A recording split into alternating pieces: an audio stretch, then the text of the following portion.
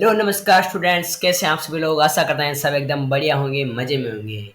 स्वागत है आपका हमारे यूट्यूब चैनल मेवाड़ क्लासेस में। आज हम पढ़ने जा रहे हैं राजस्थान का भूगोल, यानी कि राजस्थान की ज्योग्राफी। आज हमारा इस सीरीज़ का पहला वीडियो होने वाला है। आज हम पढ़ेंगे बेसिक्स ऑफ राजस्थान, यानी राजस्थान का सामान्य जो परिचय है उसे। तो चलिए शुरू करते हैं आज का वीडियो। इससे पहले लाइक कीजिए इस वीडियो को, comment this video and subscribe कीजिए हमारे इस चैनल को, ताकि कोई भी नोटिफिकेशन आपसे छूटे नहीं।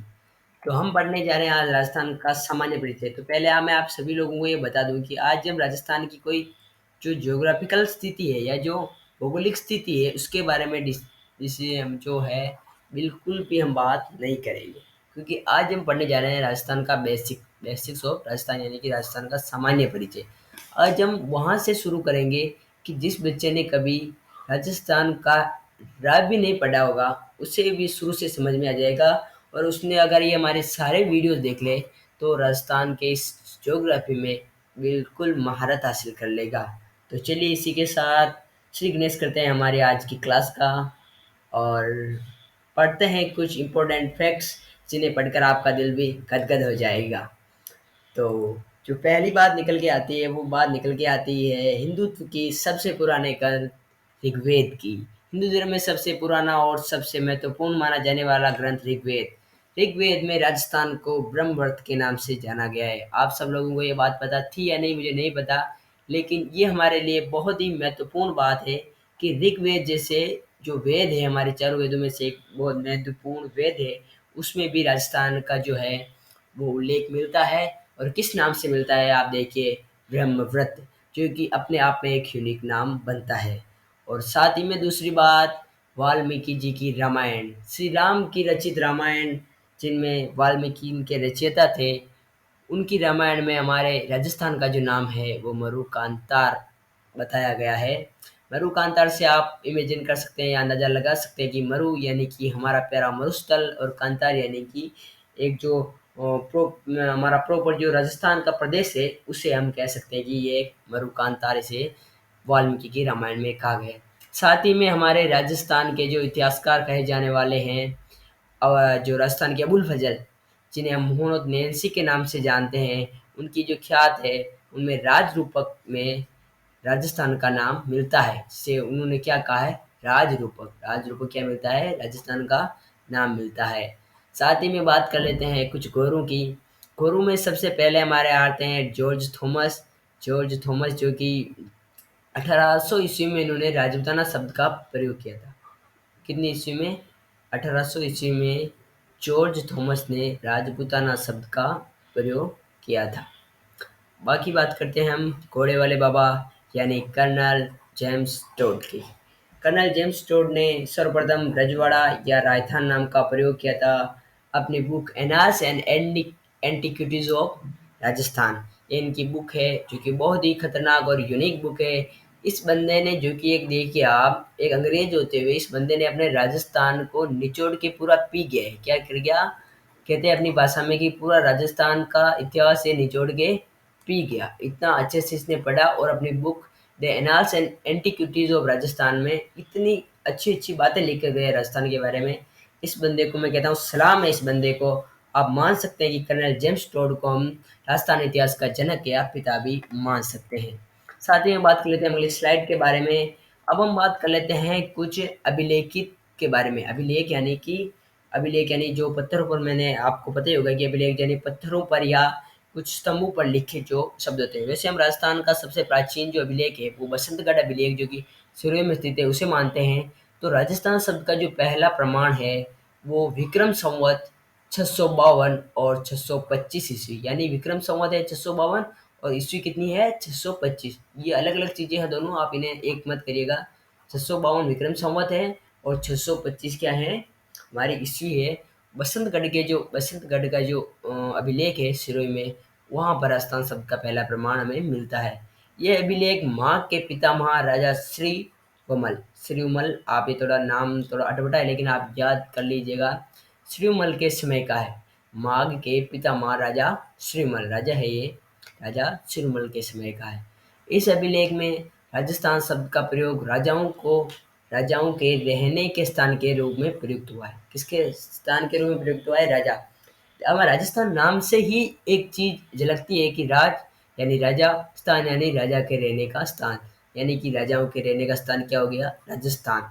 तो इसी तरह इस अभिलेख में यहाँ पर उल्लेख मिलता है कि यहाँ पर राजा रहते थे, इसीलिए इसे हम राजस्थान का नाम प्रयुक्त करते हैं। अब ये हो गई हमारी बेसिक बेसिक बातें। अब हम बात कर लेते हैं थोड़ी बहुत जो ज्योग्राफिकल कंडीशन है उनके बारे में। तो सबसे पहले हम बात करते हैं राजस्थान की जो स्थिति है वो क्या है भारत में? वो है उत्तर पश्चिम, यानी कि राजस्थान भारत के, जैसे कि ये हम छोटा मोटा मैप बना लेते हैं भारत का। तो अब राजस्थान यहाँ पर कहाँ पर है? इस एरिया में। कहाँ पर है? इस एरिया में जो है ये राजस्थान है। हालांकि जो ये एरिया है ये पाकिस्तान का एरिया है, यहाँ पर क्या है? राजस्थान है। ये कौन सा हो गया? ये हो गया उत्तर और ये हो गया पश्चिम, यानी उत्तर और पश्चिम भाग में स्थित है। स्वतंत्रता के बाद राजस्थान का नाम का प्रयोग सर्वप्रथम कब किया गया? 25 मार्च 1949 को। हालांकि हम राजस्थान दिवस कब मनाते हैं? 30 मार्च को। कब मनाते हैं? 30 मार्च को। लेकिन जो 25 मार्च को है वो सर्वप्रथम स्वतंत्रता के बाद राजस्थान नाम प्रयोग में लाया गया है। किस में लाया गया? संविधान में लाया गया। इस बात को आप याद रखिएगा। बाद में हम अगली स्लाइड की बात करते हैं। तो अब हम इसमें पढ़ेंगे राजस्थान के सामान्य परिचय, जिससे हमारा चल ही रहा है। उसमें हम पढ़ेंगे कि जो राजस्थान की स्थिति है वो क्या है और राजस्थान का जो विस्तार है वो क्या है। राजस्थान की स्थिति में पढ़ेंगे राजस्थान की स्थिति ग्लोब पर क्या है, एशिया में क्या है, मैप में क्या है, राजस्थान में क्या है, और ये सब ये पढ़ेंगे। विस्तार में हम पढ़ेंगे राजस्थान की जो पड़ोसी देश कौन सा है या जो पड़ोसी राज्य हैं वो कौन से हैं, उनके बारे में हम पढ़ेंगे। तो सर्वप्रथम हम स्थिति को समझ लेते हैं कि जो स्थिति है वो राजस्थान की अलग अलग मैप में अलग अलग क्या है। तो जो राजस्थान की जो स्थिति में मिलती है ग्लोब पर, वो मिलती है उत्तर पूर्व। आप सोचोगे अभी तो भारत में आपने पश्चिम बताया था, अभी उत्तर पूर्व कैसे होगी? ये स्थिति हमारे किस में मिलती है? ग्लोब में। और भूमध्य रेखा की जो स्थिति है उसमें हमारा राजस्थान कहाँ पर आता है? उत्तर में। ग्रीनविच रेखा जो कि मानक समय सूचक रेखा है, वहाँ पर हमारा जो राजस्थान है वो पूर्व की ओर है। और जो अक्षांश है, हमारे अक्षांश की स्थिति उत्तर है। देशांतर स्थिति हमारी पूर्व। अक्षांश देशांतर क्या होता है ये आपने जरूर पढ़ा होगा पिछली क्लासों में, क्योंकि ये दोनों एक ऐसे टॉपिक हैं जो कि ज्योग्राफी के स्टूडेंट को कंठस्थ याद होने ही चाहिए। बाद में हम बात करते हैं भारत की। तो भारत में हमने पढ़ा है कि भारत में राजस्थान की स्थिति उत्तर पश्चिम है और एशिया में जो राजस्थान की स्थिति है वो दक्षिण पश्चिम है, क्योंकि जो एशिया महाद्वीप के दक्षिण में क्या है? भारत स्थित है, दक्षिण पश्चिम में। तो अब हम आगे बढ़ते हैं। अब बात करते हैं विस्तार के बारे में। किसके बारे में बात करते हैं? विस्तार के बारे में। विस्तार बेसिकली राजस्थान का दो, राजस्थान की सीमा को विस्तार दो टाइप का है।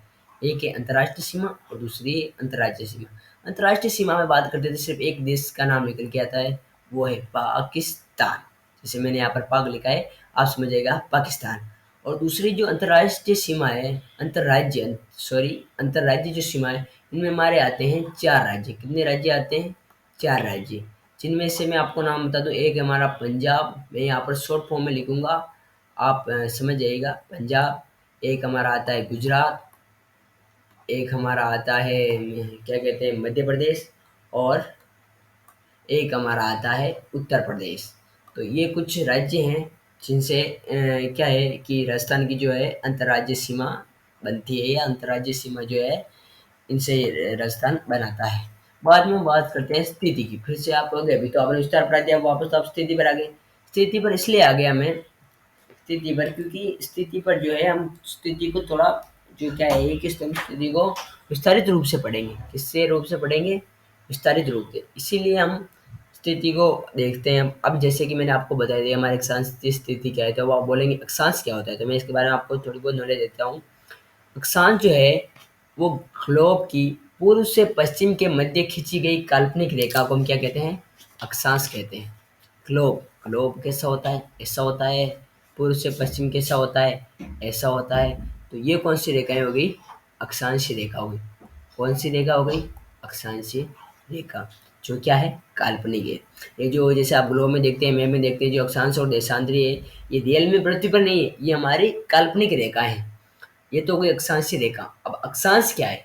अक्षांश क्या है? भूमध्य रेखा या जो विषुवत रेखा है, यानी कि 0 डिग्री अक्षांश से उत्तर एवं दक्षिण के मध्य, उत्तर एवं दक्षिण के मध्य कोणीय दूरी अक्षांश कहलाती है। कौन सी दूरी अक्षांश कहलाती है? सामान्य दूरी नहीं, सामान्य दूरी नहीं।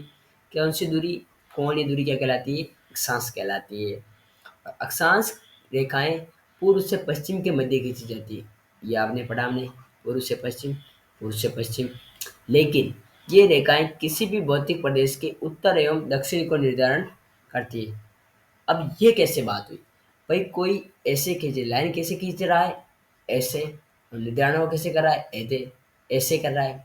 तो ऐसे निर्धारण संभव है, क्योंकि जो हमारी स्थिति है, अक्षांश स्थिति, उससे हम उत्तर एवं दक्षिण का निर्धारण कैसे कर लेते हैं? क्योंकि इस साइड अगर हम जाएंगे तो उत्तर होगा, नीचे हम जाएंगे तो दक्षिण होगा। यानी कि लाइन ऐसे खींची जा रही है और निर्धारण कैसे हो रहा है? उत्तर और दक्षिण के एक पॉइंट ऑफ व्यू से इसका जो है वो निर्धारण हो रहा है। साथ ही में हम पढ़ते हैं क्लोम में कुछ अक्षांश, कुल जो अक्षांश रेखाएं हैं उनकी स्थिति कितनी है? 179, यानी कि 179 जो है वो इनकी संख्या है। जबकि कुल अक्षांशों की संख्या कितनी है? वो है 181, 181। रेखाओं की संख्या 179 है, और जो अक्षांशों की संख्या है वो 181 है। ये कैसे हुआ? जबकि दोनों नाम तो एक ही आ रहा है, सेम, अक्षांश अक्षांश। यहाँ पर सिर्फ रेखा आ रहा है। तो अब इसकी हम जो इसका जो विस्तार है वो हम निचली लाइन में देखते हैं कि दो अक्षांश रेखाओं के मध्य का क्षेत्र क्या कहलाता है?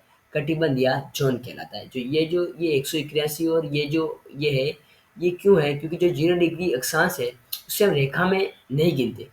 किस में नहीं मानते? रेखा में नहीं मानते। ये सिर्फ अक्षांश मानते हैं, इसीलिए अक्षांशों की संख्या 181 है और अक्षांश रेखाओं की संख्या 179 यानी 189 है। और दो अक्षांशों के मध्य का जो क्षेत्र है उसे हम कटिबंध या जोन कहते हैं। अक्षांश रेखाएं किसी भी स्थान की स्थिति एवं जलवायु को निर्धारण करती है। किसको निर्धारण करती है? जलवायु को। जलवायु को कैसे?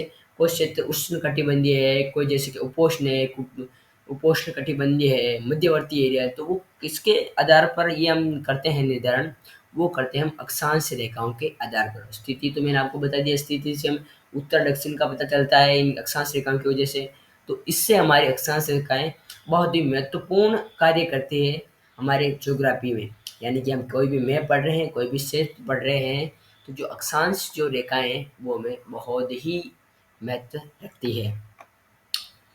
तो थैंक्स फॉर वाचिंग आज का वीडियो। और अच्छा लगा वो वीडियो तो लाइक